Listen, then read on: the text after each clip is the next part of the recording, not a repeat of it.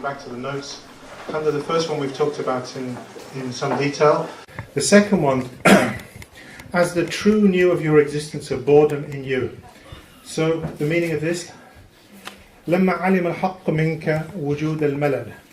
That because he knew of your potential for becoming bored. What does boredom mean? ملل ثقل في النفس is where your nafs becomes heavy. عن العمل يعرض عن الأكثر. And that you become heavy because you've done too much. So anytime that you've done too much of a particular thing and your nafs becomes heavy, this is called malal in Arabic. And لما علم الحق منك وجود الملل, it's because he knows that you have malal. لون لك الطاعات.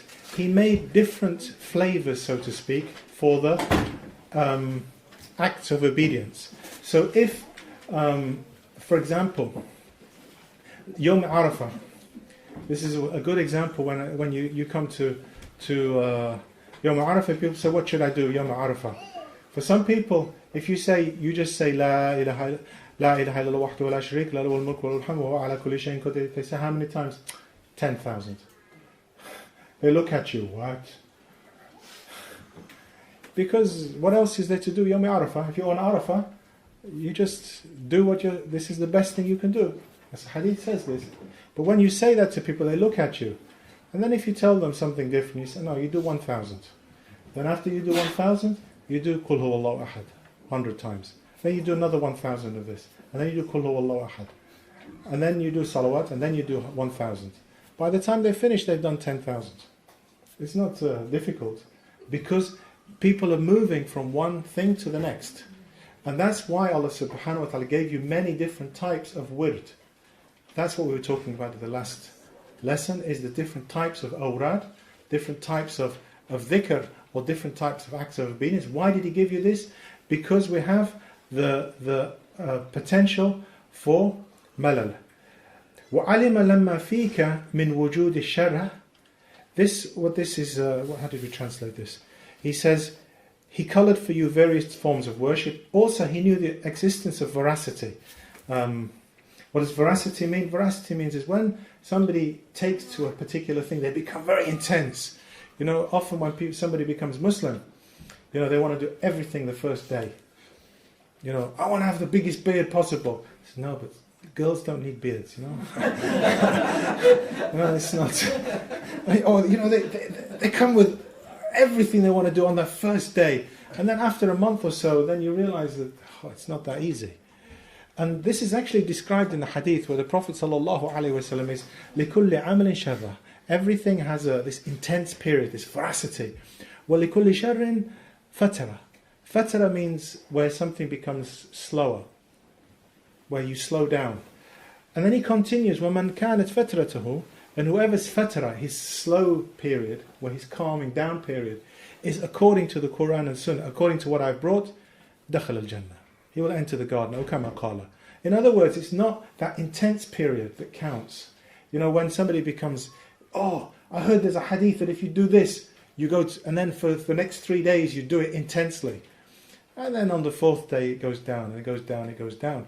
If after the end of that, the slow period, so to speak, is where you're still in accordance with what the Prophet ﷺ gave you, then khalas, you're okay. It's not how intense the intense period, it's the slower period. So this is what we call veracity in English. Because of your veracity, your intensity, what did he do? فَحَجَرَهَا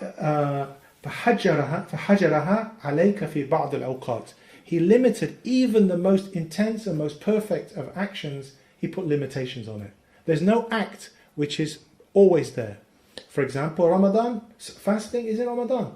It's actually not allowed to fast on particular days of the year. What are they? Yawm al-Eid. The Eid, you're not allowed to fast. So even those people that fast, for example, Sayyidatuna Aisha radiallahu anha, after the death of Muhammad sallallahu alayhi wasallam, she fasted what's called Sawm al-Dahr. She fasted every single day. And Sawm al-Dahr means every day that she fasted. Sayyidina Umar al-Khattab, he first fasted Sawm al-Dahr. Abdullah ibn Umar fasted Sawm al-Dahr. And they say, how can you fast Sawm al-Dahr every day? What it means is every day except 4 days, which is the Eid of Eid al-Fitr, and 3 days for Eid al-Adha. So when they say Sawm al-Dahab, they don't mean Sawm every single fast of every single day. They mean every day except. Fast Salah. Salah is the greatest, the pillar of the religion. But there are times when you don't pray, which is when the sun is setting and when the sun is rising. And according to some, when the sun is at its peak, at its zenith. And some there's ikhtilaf in this. But there's still some limitations. So here, everything has limitations. And the reason why Allah subhanahu wa ta'ala gave us these limitations are three. Because enthusiasm, over-enthusiasm has, when you become over-intense about things, three consequences. One is that it leads to boredom. When you become too intense in a thing, when you become too fanatical about a thing, in the end it will lead to people neglecting it. And this often happens. You see people become so intense in a particular act of ibadah, or they become so focused on one thing that after a while they leave it. And it's better to do it in stages. That's the first thing. The second, وقول إعجاب برؤية الجملة التي لها أثر في النفس. Says that what this means is that, it says that another consequence of this intensity, this veracity, is that if you become intense in a thing, and you see this with Muslims, especially now when we're talking about extremism, to be honest, one of my fears is not the extremism of what the people call the extremists, but actually one of my fears is the extremists of the anti-extremists, of the reaction of Sufis, or so-called Sufis, to the extremists has become extreme. And some, I don't know if it's the same in Sweden, but we have groups in the UK who condemn other groups for not condemning the extremists. So if you don't condemn the extremists, who we consider to be, you themselves are kafir. And they call, so that within the Ahl Sunnah, within the people of the Sunnah, we have people doing takfir of each other. And this is really, really scary. Because the kind of takfir that they're doing is about the superficiality. How long your beard is. Your beard's not long enough, therefore you're going to go to the fire. Your trousers are too long, therefore you're going to go to the fire. You're going to go to the fire. And one of the reasons is because of this veracity, this shara. So this is the second thing. The third thing, حصول دعوة بالتشمير. The other thing is this falsehood. Because what happens is that if you keep focusing on this, it leads to a kind of a false perception of your worship.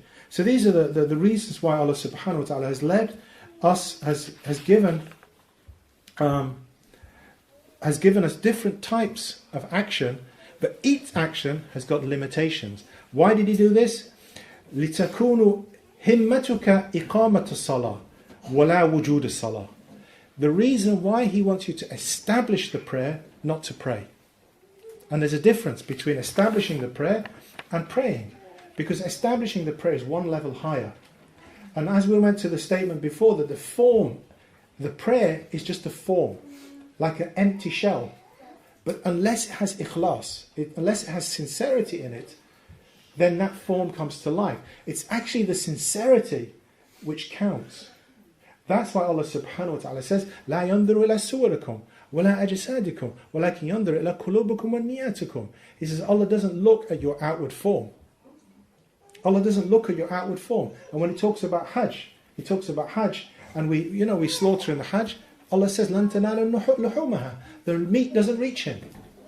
He doesn't need the meat. So why are you slaughtering? Like يَنَالَهُ اللَّهُ تَقْوَى مِنْكُمْ. The taqwa comes to Him. So it's the taqwa and the ikhlas, the sincerity and the righteousness that counts. Whereas if you focus on the form, on the worship, then the worship becomes the be end and all of everything that you're doing. Whereas if you start to realize, Allah limited this. You're not allowed to pray now. You're not allowed to fast now. So it's not all about fasting. It's not all about praying. There's something bigger and deeper than this. And that is when you start to understand. And even, for example, with the Hajj. With the Hajj, for those people that go every year, and I know from experience, I had the opportunity at one point to do Hajj on an annual basis. And then there's a few years when I didn't get a chance to do Hajj, and I was happy. Then there was one year I was really, really desperate to go for Hajj. I paid up everything. But somehow the visa didn't come. And I mean that in a spiritual sense and a physical sense. And I didn't believe that Allah subhanahu wa ta'ala would turn me back. So I even went to the airport expecting that I would get on the plane without a visa. I expected that somehow there would be a miracle. It happened before once, so I thought it was going to happen a second time. But that's another story. And Allah didn't accept me. We talked about Qubul before. This was no Iqbal, no Qubul. I didn't get there. And then I realized that what I wanted was to do Hajj. And you're thinking, yeah, that's a good thing to be thinking. It's not. That's not the purpose of the Hajj. Allah doesn't need the meat. He doesn't need me to go there. What He needs me to come to Him. And that's what was missing on that year. And then, alhamdulillah, I went the next year. And still it wasn't right. And then there was a few more years until eventually the next Hajj I did was after a few years, and it was like I did Hajj for the first time. And then I realized, I don't think I ever did Hajj. You know, honestly, the year before last, it felt like I'd never done Hajj before. But I'd been there every year. Alhamdulillah, for almost 30 years I've been going every year. But it wasn't until that year that I realized I didn't make any Hajj. And even that point, you know, so you need to have that gap sometimes. And that's why Allah subhanahu wa ta'ala gave us this opportunity, or this prohibition, so to speak, from doing certain things. So because you can't do it, you get a moment to appreciate when you can do it. And that's what this is kind of implying here, where it says He limited them for you to specific times, so that your aspiration, your desire, isn't for the prayer. It's not, oh, I'm praying. You should always have this yearning to pray. Now, when I talk about Hajj, you can probably see I've got a passion for this. Why? Because I want to go again at some point when the time is right. And I know that when the time is right, He will put me there. And I know that because my aspiration isn't for the Hajj. My aspiration now is to get that feeling back, to be with Him. And this is a word that Shaykh Afifuddin is going to talk about later. This uns. And we're struggling to get the translation correct. But uns is that feeling of closeness, familiarity, of being happy with somebody. Why am I happy in this place more than I am anywhere else in Sweden? With no disrespect to Max Abdussalam, you know, I love you very much, and I've always loved you, and I've known him for many, many years. But there's something about this building, something about that sea that is different to visiting Abdussalam in Stockholm. There's an uns here which is different. This familiar, this closeness. So what we want is this uns, familiarity, closeness, friendliness, comfort. We're really struggling with this word, and I don't know what Shaykh Afifuddin is going to come up with, because we had about 20 different but comfort is one of those that came to my mind. It just didn't sound right. But this comfort, and that's what I want. I don't want just to go to Hajj. I want to feel at peace with my Lord. That's what I want. And actually, when I lived there, that's why I left. Was because I looked at the people I was living with and working with, and I think, I don't want to be like you people. You live here, but you don't feel anything. When I ask you, let's go to Mecca, they say it's too far. You know, they live in Jeddah, and they say it's too far to go to Mecca. You know, it's 45 minutes drive. You know, and they live there, they've been there, and they go maybe for Hajj.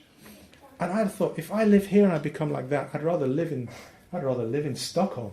I love Stockholm. I didn't say Copenhagen. Copenhagen is not even on the agenda, sorry, with all due respect. But I can say that, my wife's from Copenhagen. So the purpose of the ibadah is not the ibadah, but is the spirit of the ibadah, and that's why he put limitations on it. So, not merely praying, but establishing the prayer. And that's what we want in our lives, is to establish the prayer, so that when you've prayed, you want the next prayer. Not, Alhamdulillah, I did tahajjud this morning. 8 rak'ah. Not like the usual 4. I'm in a spiritual state. That's not what it's about. It's, I can't wait till tonight when I can have uns. Comfort, familiarity, closeness with my Lord. Okay? That's what I'm looking for. That's what I can't wait till tonight so I can get some uns with my Lord. So it's iqamat as-salah. So when your heart is yearning for that. طيب, that's this one. Company's part of it, because uns has to be with somebody. So it's this uns that you feel with your Lord. When somebody comes in and you really feel, anastum, oh, I feel happy now. Now, like, responsias. It didn't make sense until you walked into the door. Honestly, I love this place and I love Sweden, but it's not the same until you came. You came a day late, and the first day was kind of, it's like, it's cool, this place is really nice, but there's something missing. Alhamdulillah, he walks through the door and then anastum. How do you say that in English? I missed you. It's not quite right, isn't it? It's not, it feels better now you're here. That doesn't sound right either. What about solace? Solace is, that's it. You give me solace when I see you, man. You get what I say? And then it kind of gets a bit weird when you say it in English, because it just doesn't sound right. Whereas in Arabic, uns is something which is really something very, very beautiful. طيب. So that's one that we just really didn't touch on. And then we also came across this one which we finished with last time. رُبَّمَا فَتَحَ لَكَ بَابَ الطَّاعَةِ وَمَا فَتَحَ لَكَ بَابَ الْقُبُورِ. It's possible that Allah will open the door for obedience. What's obedience? Is what we've talked about, these acts where Allah subhanahu wa ta'ala tells you something. So He opens this, which is ata. It's a gift. So obedience is a gift, whereas al-qubul is a gift upon a gift. Qubul is acceptance. So perhaps you only get the first gift, which is the actual act of obedience. So perhaps we go for Hajj. Is that enough? Because the second thing is you've been given, but the second you've been prevented from getting the second part, which is qubul. So here is perhaps that He gives you one, but He doesn't give the other. وَمَا فَتَحَ لَكَ بَابَ الْقُبُولِ وَقَضَاءَ عَلَيْكَ بِالذَّنْبِ. And it's possible that Allah has already planned that you're going to commit a sin.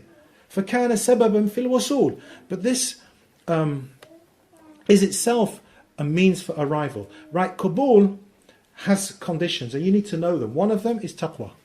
Unless you're aware of Allah subhanahu wa ta'ala, unless you're connected to Him. Why do I say this? Allah subhanahu wa ta'ala says, إِنَّمَا يَتَقَبَّلُ اللَّهُ مِنَ الْمُتَّقِينَ. Allah will only accept from those who are righteous. So righteousness, following Allah subhanahu wa ta'ala is part of your acceptance. So maybe you're just obeying something, you're just, up and down praying, and this, but really it's not accepted because the taqwa, the reality of it isn't there. The second is ikhlas. Because perhaps He makes you pray, He allows you to go for Hajj and all of this sort of stuff. He's called Haji. For all of those years. Al-Hajj Abdulaziz. Al-Hajj Abdulaziz. That's what you must call me. Why do I want you to call me Al-Hajj Abdulaziz? Is because I want something from you. I want, what do you call it? Respect. Show me respect, man. Okay, so why did I do the Hajj, and why do I continue to build myself up in this act of ibadah? It's because I want something from you. And this is what we call shirk. This is really what we call shirk.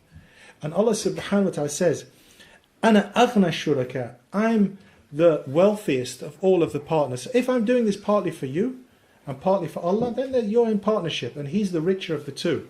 أَنَا أَغْنَى الشُّرَكَاءِ عَنِ الشِّرْكِ. I don't need any partners.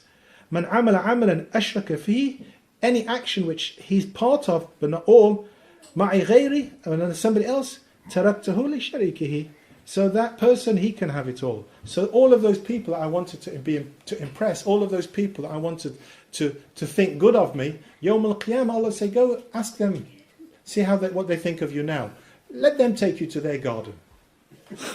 If you want their garden, you can have it. Mine's for my people. Okay? So ikhlas, doing only for Him, is a second condition of having acceptance. So He might give you an action, but He doesn't give you acceptance. And that actually might be worse, if you think about it. And the third thing is ittifaqu bis-sunnah wa ittiba' al-haqq. He says, if you do something and it's not in accordance with what the Prophet ﷺ gave, then khalas, it's not going to be accepted anyway. So if you pray and you pray and you pray and you pray, you've got obedience. But if you're doing it the way you want to do it, I think I'll do Maghrib. I think 3 is too short. 3 is really quite short. It only takes me 3 minutes. I think I'm going to do 20. Yeah? Does that make me more religious than everybody else? No, khalas. You've done act of obedience, lots of salah, but it's all rejected because it's not according to the Prophet sallallahu alaihi wasallam. The Prophet sallallahu alaihi wasallam, man ahdatha fi amrina hadha ma laysa minhu fahuwa radd. Whoever does something that's not in accordance with ma ji'tu bihi, with that which I brought, fahuwa radd, it's really rejected. So, how can a sin? So they're the things that stop you from being accepted in obedience. So what are the things that make this act of sinning, so to speak, lift you higher? How can it be that you do something wrong, and this is the cause for you to rise? And I gave this example of this sister from Norway. So I have 2 sisters from Norway. One of them who was about to commit adultery, to sleep with a man that she's not married to, and then Allah subhanahu wa ta'ala opens up doors for her. She didn't even know what door was being opened. She just had something thrown into her heart. And this has happened to many a person, that something happens to them. I don't know, maybe it's just the company I keep, but many of the people that I know have literally been in the gutter. And when I say literally, I'm speaking as an English teacher. I mean literally. They were in the gutter. Most of them completely stoned. And that's why they ended up in the gutter, because they couldn't walk anymore. And somehow Allah lifted them from the gutter, and they became great people. How did this happen? How can it be that a sin, an act of disobedience, can take you so high? First of all, I didn't expand on this situation. Why did she wash, the Norwegian lady? And it was something that was in her heart, just waridat. Came to her heart. I have to wash. Not, she wasn't OCD. No, that's not the answer. Okay, it sounds OCD, but it's not. It's because Allah subhanahu wa ta'ala wanted her to purify herself. Allah subhanahu wa ta'ala wanted her to wash. And this process of washing is very symbolic throughout Islam. You can't pray without wudu. When you go for Hajj, you do ghusl. When you do this, you do ghusl. When you do that, these are all special things. The process of washing is very, very significant. Why? Inna Allah yuhibbu at-tawabin wa yuhibbu al-mutatahhirin. Allah loves those who turn to Him and those who strive to be clean.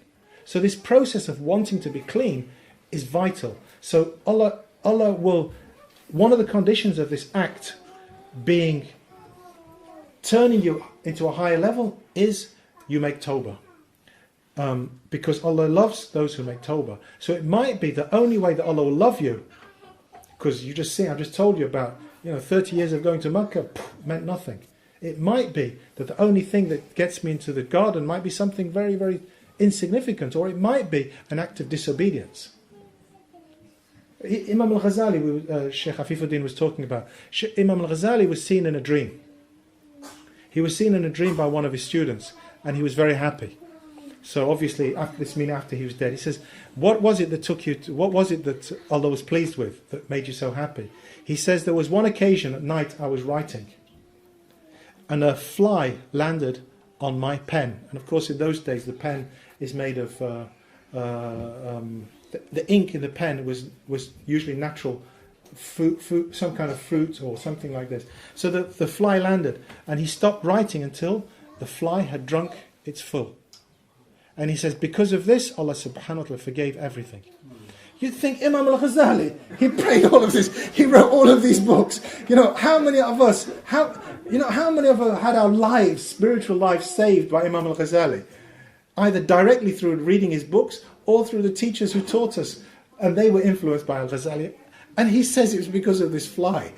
You don't know which act is going to... And it might be that it was an act of disobedience that takes you to the garden. Why? Because Inna Allah yuhibbul tawabin.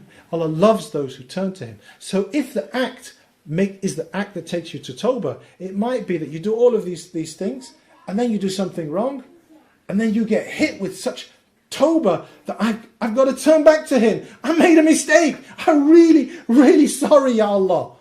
And all of that time you were praying and fasting and doing all of this other stuff, and you never really felt that.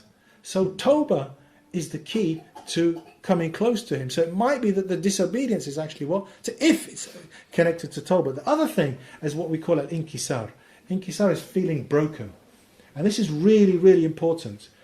If you've done something bad and you're proud of it, you'll never get anywhere, because it's the pride in the thing that will always knock you, which will always be a problem. And I know this. You know, I've worked with addicts and people that have given up all kinds of things. If somebody looks back at their life and says, yeah, the good old days, khalas, you know that it's over. Their rehabilitation is limited. It's only a matter of time before they go back. But if they hate what they did so much that it breaks them, and you just say, do you remember? No, don't talk about that. Then you know that they're not going to turn back. But when somebody turns back and says, yeah, I remember those days. Do you remember those pots? Do you remember Glastonbury? And whenever you say, yeah, do you remember Glastonbury? Yeah, Glastonbury. The Tawbah is limited, because Tawbah, if it's going to lift you, has to have what we call inkisar. It has to break you. And unless you're broken, the sin isn't going to lift you. It has to break you. And that's why sometimes you do something which does break you. And what's my evidence, so to speak? Allah subhanahu wa ta'ala says, and this is a hadith Qudsi, أَنَا عَنْدَ الْمُقَسِّرَةِ قُلُوبِهِمْ مِنْ أَجْلِي. I am with those whose hearts are broken. This hadith is so beautiful. If we understood it, that there's times when you stand before him or you sit before him, you put your head on the floor and you cry and you feel something. Why? Because Allah's with you. And there's times where you will not get anything like that except when your heart is broken and you're crying. And when you're crying, Allah says He's with you. That's important. So the second is first one is inkisar, having this broken feel. The second is tawbah, turning back to him. And the third is tashmir مع الحذر الموجبين للجد والإخلاص المخلصين من العيوب والذنوب. طيب, it's where you put all your effort in changing your life. So if you make tawbah but you're not willing to change, then you've not really made tawbah. And that's why when somebody does something wrong, when you've done something wrong, and you come to him and you really, really, really deep down hate what you've done, and your heart is broken, and you promise, I'm never going to do this again, and you really do everything you possibly can. And people ask me about names. This is just a side issue. Some people say, one of the brothers in Norway was asking me last week, I've got a friend, actually he's not from Norway, he was in Norway but he's from Britain, and he says there's this guy and he's become Muslim, and everybody asks what is his name. So I says, what is his name? He says, Matthew. He says, well, why don't you just tell him his name's Matthew then? What's the big deal? You know, why is that an issue? And he says, no, that's not a Muslim name. No, he needs a proper name. I said, so what's wrong with Matthew? Matthew's quite a nice name. I quite like Matthew. You know, maybe if his name was Ramu or Sita or, you know, or Christian maybe even, you know, maybe he might want to think about changing it, but I don't see anything wrong. Matthew's quite a nice name. Or so, I think it's something like this.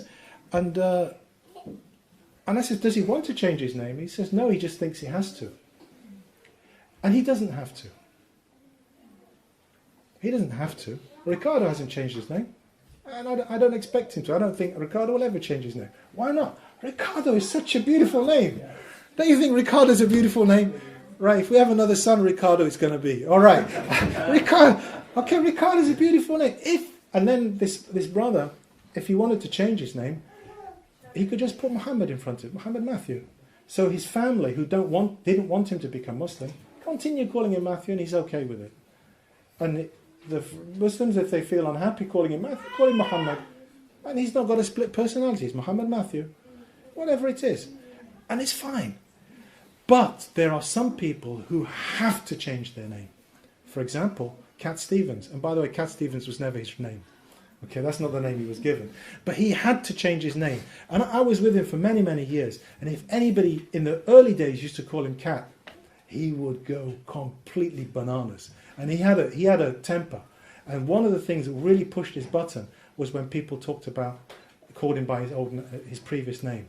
But the interesting thing about Yusuf was that there was an occasion where we knew each other quite well, so we travelled quite a lot together. And there was one day we were travelling, and I know how strict he was at those days. He was like, really strict, but I didn't pay any attention to him. He's a good guy, and we used to be good friends. So one day we were just travelling, and we stopped at a service station, and Jimi Hendrix was being played over the radio. Those people who are under 30 probably don't know what I'm talking about, but just go with the flow. Jimi Hendrix is a guitarist, so Jimi Hendrix was playing, and then I looked and says, Jimi Hendrix?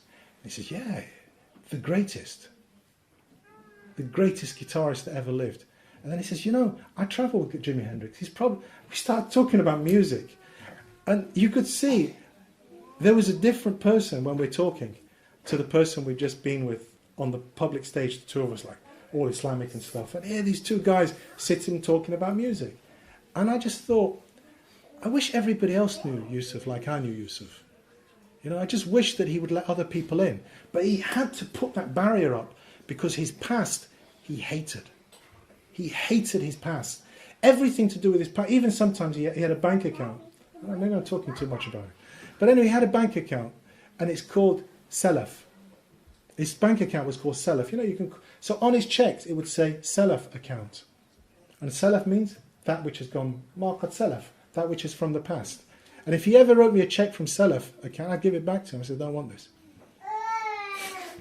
Because I knew what it meant. It meant it was from his music career. Not that I was against his music career, but I'd just say, no.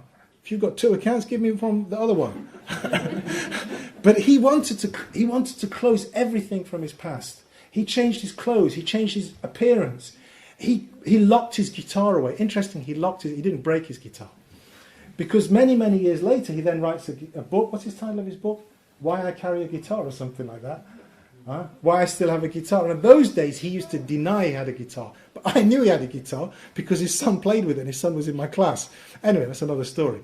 So alhamdulillah, now Yusuf Islam is Yusuf Islam.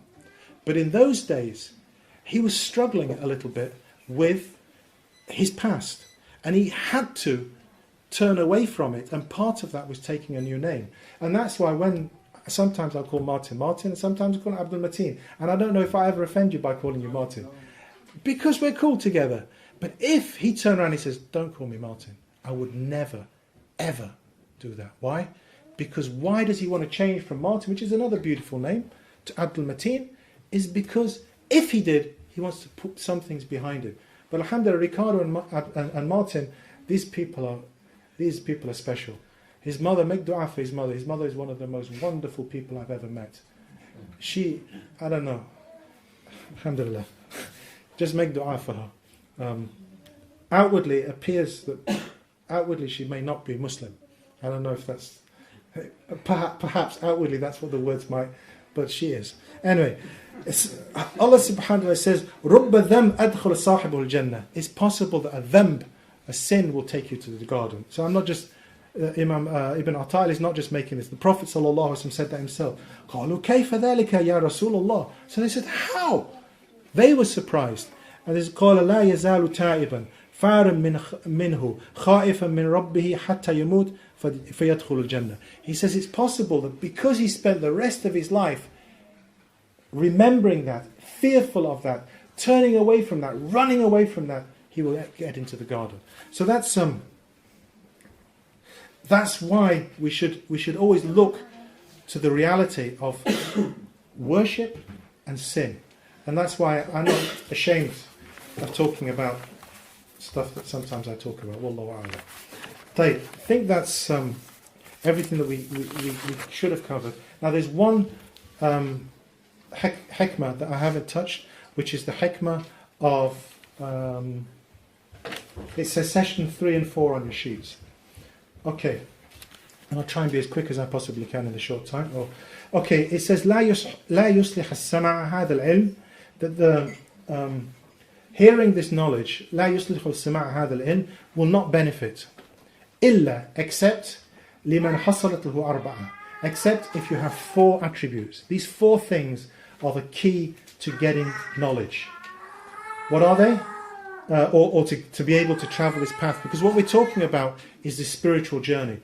Hearing these words, which we just said, is the words of Allah subhanahu wa ta'ala flowing on the tongues of our ulama. It's not going to happen except for if you have 4 attributes. And these 4 you must think carefully about. طيب الأول أربعة الزهد والعلم والتوكل واليقين, which are translated here as asceticism. Is that all right, Sean? Can you help with that? I think those people that follow the Norwich translation, they say doing withoutness, which is really poor English, but is really accurate. Doing withoutness, it means that you don't have any connection with this world. You just do without the world. Your heart's not attached to it. What does zuhd mean? Let's use the Arabic word if you don't mind. Az-zuhd huwa tark al-fudul al-halal. It's that leaving that which is permitted, but it's permitted, but we still leave it for some reason. That means that zuhd is at different levels. Of course, one level of zuhd is that you just stay away from that which is haram. But that's the zuhd of just basic Islam. You just don't drink. You just don't take drugs. You just don't do all of that stuff. That's zuhd. That's the basic zuhd. Without it, there's no Islam. But the zuhd that's being talked about here is the higher level of zuhd. The zuhd of travelling this journey, travelling this path. And we touched on this on the first day when I talked about your luggage. How much luggage did you bring? I travelled on the cheap airlines where you're not allowed to take luggage unless you pay more for the bag than you do for the seat. The seat costs you £20. You take one bag, it costs you £100. So basically you're not allowed to take any luggage unless you're a millionaire. And if you're a millionaire, then take the expensive airlines. طيب. So for me, having a 6-month-old baby, that means you have to really, really plan. You're only allowed to take 2 toys. Otherwise he makes noise like he was just doing now. Okay? Because he lost his toys apparently. So you have to choose which 2 toys are going to be the ones. Because if you don't choose right on your journey will not be, you'll not be able to travel the journey. In other words, if you don't have this correct adab of travelling, you won't get the knowledge. And part of this is not wanting to carry all the baggage with you. Okay? Bishr al-Hafi was one of the very, very early Sufis. He said, من دخل في طريقتنا يومين فقد حاز ملك الدارين. He says, whoever enters this path of ours has certainly attained the dominion of both worlds. Now that's big kalam.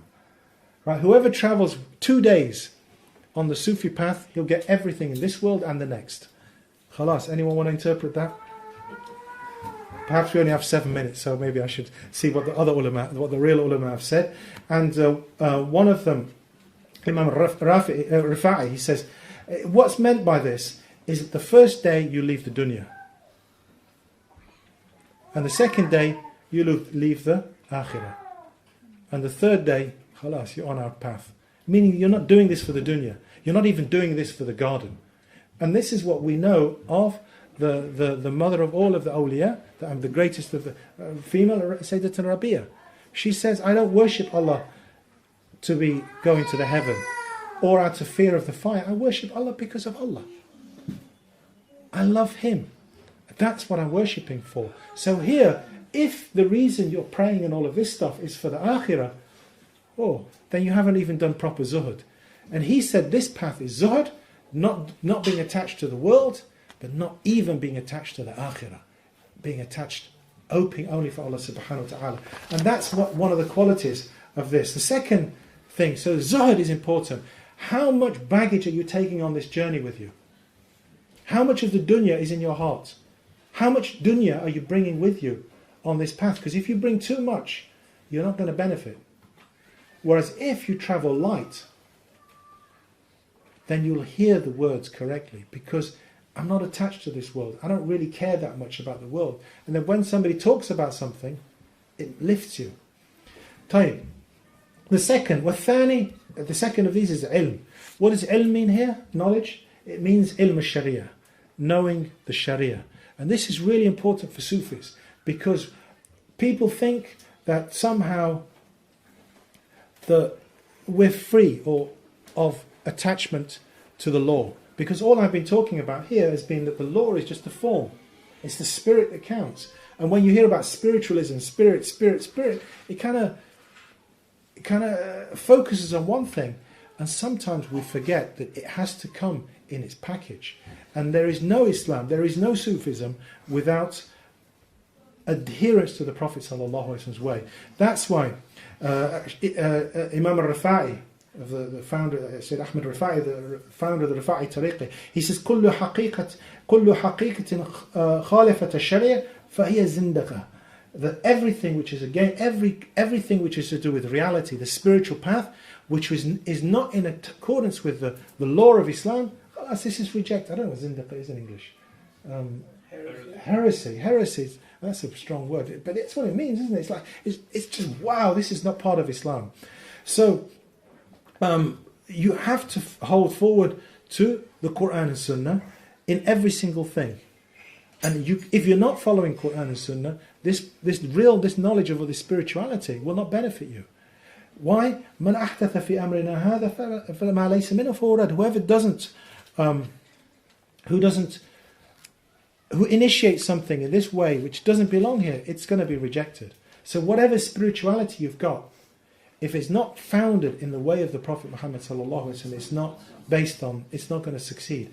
That's why one of the best ways to understand Sharia and Tariqah, and one of the things that Shaykh Afifuddin has touched on over and over in the khutbah in particular, is based this one very beautiful hadith where the Prophet sallallahu alaihi wasallam says, "Amilullah bit-taqwa." Deal with your Lord with taqwa, with righteousness. Have this feeling towards, which is what we've been talking about. وَعَامِلُ الْخَلْقِ بِالصِّدْقِ وَحُسْنُ الْخُلُقِ. And deal with people sincerely and with good character. وَعَامِلُ أَنفُسِكُمْ بِمُخَالَفَةِ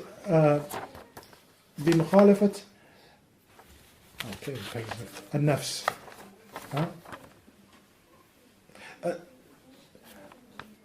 And deal with things with yourself by not following the self. And the only way you can not follow yourself is by following something which is higher than yourself, which is the Prophet sallallahu alaihi wasallam. That's why he says, إياكم والسلوك طريق الله بالنفس في نفسه في الهواء فمن سلك الطريق بنفسه ضل في أول قدمه. This is what he says, don't travel this path on your own, by yourself. Because the first step you take is taking you away from the reality. So don't allow your nafs to be part of this. Because you have to connect only to Allah subhanahu wa ta'ala and His Messenger. And if you go against this, and of course, what's meant is the people of knowledge. The people of the Sunnah. That's why Allah subhanahu wa ta'ala says, مَنْ يُشَاقِقُ الرَّسُولِ مِنْ بَعْدِ مَا تَبَيَّنَ لَهُ الْهُدَى وَيَتَّبِعْ غَيْرَ سَبِيلِ الْمُؤْمِنِينَ نَوَلِّهِ مَا تَوَلُّوا وَنُصْلِهِ جَهَنَّمَ وَسَاءَتْ مَصِيرًا. He says, whoever goes against the Messenger after it has been clear, after the message has been made clear, and they follow other than the path of the true believers, they will be taken to Jahannam. And this is indeed a terrible place to be. So the Sharia is the only way that you will ever benefit from this manner. So the first one is Allahumma salli wa sallim barak alayh, is zuhud. The third one is ilm. And the third, tawakkul. Tawakkul means depending. توكل هو الاكتفاء بعلم الله تعالى فيك أن تعلق القلب بالسواه. He says that you know that Allah, we all know that Allah is going to provide for us. We know that. But how much does that knowledge affect the way that we live? And that's what tawakkul is. Tawakkul is where you know that Allah subhanahu wa ta'ala is looking after us. You know that He's looking after us, therefore nothing disturbs you. Nothing disturbs you. So if you come home and your house has been robbed, has been burgled, it's not a big deal. It's just dunya. Because if you start to get upset and start to scream and cry, then you've not really got tawakkul, because you should know that Allah subhanahu wa ta'ala is looking after you. And whatever's been stolen couldn't have been that important. It couldn't have been that important. And then you look through all your possessions and you see there's a present from Habib Hassan. And somehow they look through everything and they didn't steal this. And then you see in the next bag, there's a present from Shaykh Afifuddin. And you think, they didn't steal that either. And then you look in something else, you think, oh, there's a gold chain that I bought in Mecca. And you think, these people were really stupid. They took all the things of no value like the computers and the money and stuff like that. And then Allah subhanahu wa ta'ala left all this, and then somehow Shaykh Afifuddin finds out and he makes dua, don't worry, everything's going to come back. And then I total up, because when you do your report, you have to write down how much the value of everything, you have to write the value, and then I really don't want to go to Norway. The following week I've just been to Denmark, my possessions were stolen while I was away, and these guys from Norway give me a headache. They can't organize anything properly, and I don't want to see this Simon character.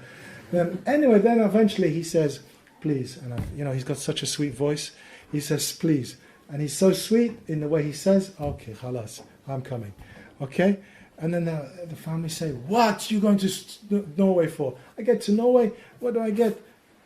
He makes a mistake with expenses. What's the amount of? He says, here's a gift. The amount of the gift is exactly the same as the amount that I wrote for the what was stolen the week before. Exactly. Convert it almost to the penny. SubhanAllah, whatever comes, Allah will look after you. If you get upset about the idea that Allah subhanahu wa ta'ala is not looking after you, you haven't got tawakkul. If, for example, the bus breaks down, on the way back to Gothenburg or wherever you're going, don't worry about it. Allah wouldn't allow the bus to break down unless there was a reason. You might not know, but there's a reason. So just leave it in His hands. If you have this tawakkul, then when you hear the words of the ulama, it will enter your heart. And the final one is yaqeen. Yaqeen is certainty. And certainty is connected to that level of tawakkul. Is that you're certain that whatever is going to come your way is going to come your way. It's from Allah subhanahu wa ta'ala. And you know that Allah subhanahu wa ta'ala is going to look after you. And there's levels of certainty. There's knowing something is going to happen. I know about water. I've heard about water. Water is nice. You have what we call knowledge of a thing.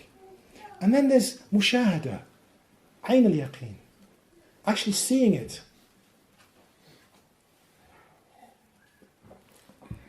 Yes, haqq al-yaqeen, the truth. And may Allah subhanahu wa ta'ala make this darsa that we've had over these few days not just knowledge, not just witnessing, which inshallah we have done, but make this a reality in our hearts so that it tastes like we taste the water, we taste this reality. Wa sallallahu ala sayyidina Muhammad wa sallam. Wal afu minkum. Jazakumullahu khairan.